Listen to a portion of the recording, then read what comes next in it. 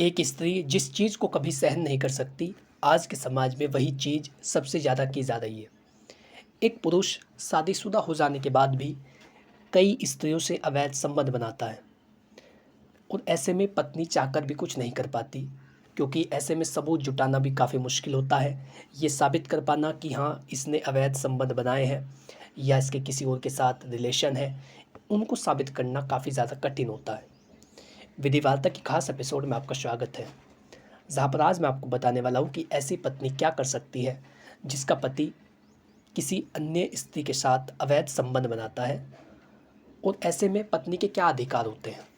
दोस्तों, अगर मैं कुछ समय पहले की बात करूं तो अंडर सेक्शन 497 ऑफ आईपीसी या भारतीय दंड संहिता की धारा 497 इस बारे में प्रावधान करती थी कि यदि शादीशुदा होते हुए कोई पार्टनर, चाहे वो स्त्री हो या पुरुष हो, शादीशुदा होने के बावजूद भी किसी अन्य से संबंध बनाता है, किसी स्त्री या पुरुष से संबंध बनाता है, तो ऐसे में ये जार कर्म कहा जाएगा और उसके लिए 7 साल से लेकर 10 साल तक की सज़ा का प्रावधान था।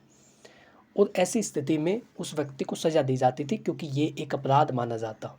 लेकिन माननीय सर्वोच्च न्यायालय के द्वारा Joseph Shine versus Union of India के जजमेंट में इस धारा को असंवैधानिक घोषित कर दिया गया और इसको असंवैधानिक घोषित करके कानून से हटा दिया गया।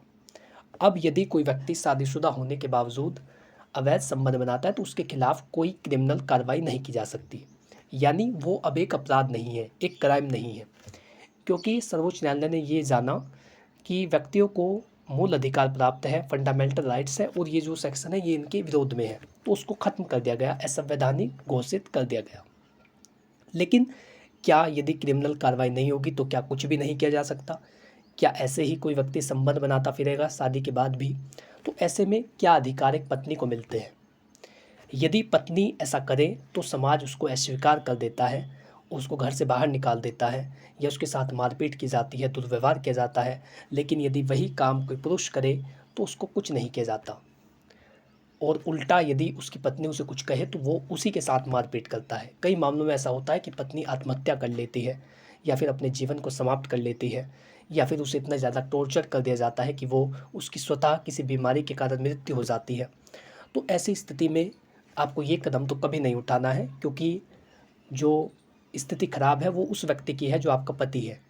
उसकी मानसिक स्थिति खराब है या उसके उसके चरित्र भंग के कारण आपको अपना जीवन समाप्त करने का अधिकार नहीं है। आप ऐसी गलती कभी ना करें, कानून आपके साथ है। और इस वीडियो में मैं आपको यही बताने वाला हूँ कि ऐसी पत्नी क्या कर सकती है। तो सबसे पहले तो आप सबूत इकट्ठा करें, सबूतों को इकट्ठा करें ताकि आपकी कानूनी स्थिति मजबूत बने। क्योंकि चाहे मामला कैसा भी हो, यदि आप किसी कानूनी विवाद में पड़ते हैं तो ऐसे में अपनी बात को न्यायालय में साबित करने के लिए आपको सबूतों की आवश्यकता पड़ती है। केवल मौखिक रूप से ये कह देना कि मेरा पति किसी और से संबंध बनाता है, ये पर्याप्त नहीं है, और ना ही इस आधार पर आप कुछ भी करा सकती है। तो उसके लिए सबूत होने ज़रूरी है। तो पहले बातचीत के रिकॉर्ड, या तो चैट हो सकती है या फिर कॉल हिस्ट्री हो सकती है, रिकॉर्डिंग हो सकती है, वो सब चीज़ें इकट्ठा करना शुरू कीजिए और इस तरीके से कीजिए ताकि उसको भनक ना लगे। यदि उसको पता चला तो फिर वो आपके साथ मारपीट करेगा। तो कुछ ऐसा सोचिए, किसी परिचित व्यक्ति से जानकारी लीजिए और ये प्रावधान कीजिए, ऐसा सुनिश्चित कीजिए कि आप सबूतों को इकट्ठा कर सकें। अवैध संबंध साबित करने वाला कोई ऐसा सबूत जो कानूनी मान्यता रखता हो।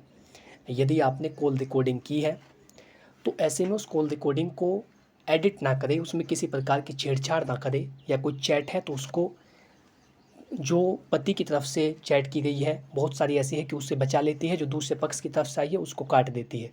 तो ऐसे में किसी भी प्रकार की छेड़छाड़ सबूतों को नष्ट कर देती है। तो सबूत पुख्ता रूप में हो, उसी प्रकार से हो जिस प्रकार से वो चैट कॉल रिकॉर्डिंग की गई थी। अगर उसमें किसी प्रकार की छेड़छाड़ है तो वो मान्यता खो देते हैं, क्योंकि ऐसा हो सकता है कि आप सबूतों को तोड़ मरोड़ करके अपने पक्ष में प्रस्तुत करें, क्योंकि न्यायालय ये देखता है कि क्या सबूत के साथ कोई छेड़खानी की गई है। तो उन सबूतों को ऐसे कैसे ही रहने दें जैसे आपने कलेक्ट किए हैं, तभी वे कानूनी मान्यता रखेंगे और आप उन्हें कोर्ट में दिखा सकती है। अगर वो किसी से मिलने जा रहा है, अवैध संबंध बना रहा है, तो किसी व्यक्ति को इसकी सूचना दे जो उस पर नज़र रख सके और समय रहते सबूतों को इकट्ठा कर सके। अगर ऐसे सबूत नहीं मिलते तो वह सबूत ढूंढे जो इस बात का प्रमाण दे कि पति आपसे बुरा बर्ताव या मारपीट करता है। हो सकता है कि आपको ऐसा सबूत ना मिले कि वो किसी अन्य व्यक्ति के साथ संबंध बना रहा है, किसी अन्य महिला के साथ संबंध बना रहा है, लेकिन आप उन सबूतों को कलेक्ट कर सकती है जो आपके साथ घटनाएं की जा रही है।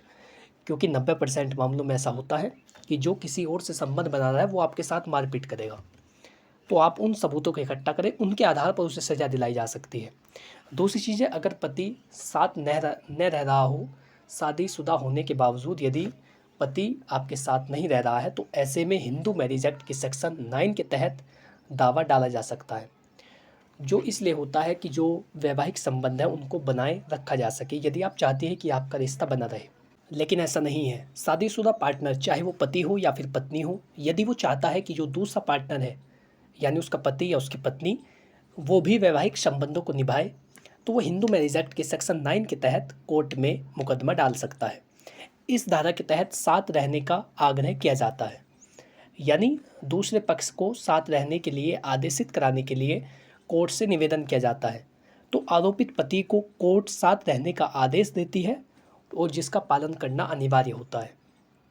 यानी यदि वो दूसरी स्त्री के साथ संबंध बनाने के कारण आपके साथ वैवाहिक संबंधों को नहीं निभा रहा है, तो ऐसे में आप सेक्शन 9 का मुकदमा कर सकती है, जिसके तहत पति को वैवाहिक संबंधों को बनाए रखने के लिए कोर्ट के द्वारा आदेशित किया जाएगा और उस आदेश को मानना ज़रूरी होता है, अनिवार्य होता है। आदेश न मानने पर कंटेम्प्ट पिटीशन दायर की जा सकती है। वो डाली जा सकती है कि इसने न्यायालय की अवमानना की है, क्योंकि आदेश के बावजूद भी इसने उन नियमों का पालन नहीं किया जो कोर्ट ने इसे करने के लिए कहा था। तीसरी चीज़ है, पति द्वारा ऐसा करना तलाक का भी अधिकार देता है। यदि पति किसी अन्य स्त्री के साथ संबंध बना रहा है और ऐसे में आपको एक भी सबूत मिल जाता है, तो ऐसे में आप बहुत ही जल्द तलाक ले सकती है, क्योंकि एडल्ट्री एक ग्राउंड है, एक ग्राउंड होता है डिवोर्स लेने के लिए। तो यदि इसको साबित कर दिया जाए तो बहुत ही जल्दी, बहुत ही आसानी से आप ऐसे व्यक्ति से पीछा छुड़ा सकती है जो वैवाहिक संबंधों का दुरुपयोग कर रहा है और किसी अन्य व्यक्ति के साथ संबंध बना रहा है। तो पति से बातचीत करें और रिश्ते का जो महत्व है उसको समझाने का प्रयास करें। यदि आप रिश्ता बनाए रखना चाहती हैं और ये चाहते हैं कि आपका परिवार बना रहे, क्योंकि स्त्रियों के लिए ऐसा करना आसान नहीं होता, क्योंकि वो वापस अपने मायके में भी नहीं जा सकती और पति उसको रखना नहीं चाहता, तो ये स्थिति बहुत ज़्यादा जटिल हो जाती है। तो सबसे पहले तो ये प्रयास करें कि आप बैठ कर के बातचीत करें, उसे ये समझाएं कि ऐसा करना नैतिक रूप से भी गलत है और ये तलाक का भी एक आधार है, हमारा दोनों का रिश्ता खत्म हो जाएगा यदि आप इस तरीके से अवैध संबंध बनाएंगे।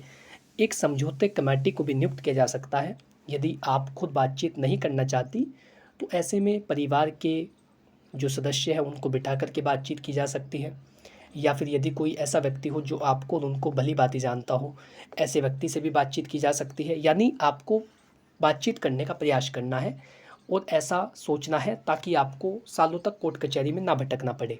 तो यदि आप इन चीज़ों का प्रयोग करें तो बहुत ही जल्द आप अपने रिश्ते को बचाने में कामयाब हो सकेंगी।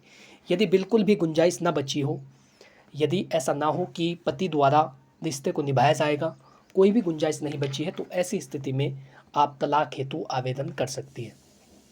ऐसे व्यक्ति से पीछा छुड़ाने के लिए फिर तलाक लेना ही पर्याप्त है, यदि वो किसी भी प्रकार से अपने जो कर्तव्य है उनको निभाने के लिए तैयार नहीं है और आपको भी नहीं लगता कि रिश्ता बच सकता है। तो दो तरीके से तलाक लिया जा सकता है। पहला तरीका तो ये है कि आप दोनों सहमति से तलाक ले सकते हैं। यदि ऐसा हो कि रिश्ता बचना संभव नहीं है, दोनों पक्ष ये चाहते हैं कि हम दोनों अलग हो जाए, अपनी अलग दुनिया बसाएं, तो ऐसे में आप सहमति से डिवोर्स ले सकती हैं। और यदि वो तलाक भी नहीं देता और साथ भी नहीं रह रहा है, किसी और के साथ अवैध संबंध रख रहा है, तो ऐसे में सबूतों को इकट्ठा करें जो एडल्ट्री से संबंधित हो और उन सबूतों को इकट्ठा करके आप एक तरफा तलाक के लिए आवेदन कर सकती है, जिसमें पति पर ये एलिगेशन लगाया जाएगा कि उसके किसी और के साथ संबंध है। पहला तो ये ग्राउंड है और दूसरा ये कि संबंध होने के कारण वो आपके साथ क्रुएल्टी करता है, क्योंकि क्रुएल्टी भी एक ग्राउंड है डिवोर्स लेने के लिए। तो आप तलाक ले सकती है। तलाक के लिए ये चीज़ें साबित करनी होगी और तलाक का आदेश होगा, फिर आप अलग अलग अपने जीवन को जी सकते हैं। तलाक के बाद मेंटेनेंस तय होगा और उस व्यक्ति को आपको मेंटेनेंस जरूर देना होगा। यदि आप हाउसवाइफ है, आप कुछ गलती नहीं है, या फिर आप पूरी तरीके से पति पर आश्रित थी, आपका जीवन उसी पर निर्भर था और उसी ने छोड़ दिया, तो उस व्यक्ति को ऐसी स्थिति में न्यायालय के द्वारा ये आदेश दिया जाएगा कि वो अपनी पत्नी को मेंटेन करें और उसकी हर एक बेसिक नीड्स को पूरा करें। यदि पत्नी पति पर आश्रित है तो उसे पति द्वारा मेंटेनेंस लेने का अधिकार है और ये प्रावधान पत्नी को न्याय दिलाने हेतु ज़रूरी है। तो इस प्रकार से कोई भी महिला न्याय पा सकती है यदि उसका पति शादीशुदा संबंधों के चलते किसी अन्य महिला के साथ संबंध रखता है।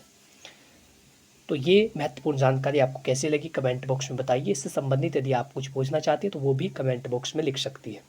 Thank you for watching this video. अपना कीमती समय देने के लिए धन्यवाद।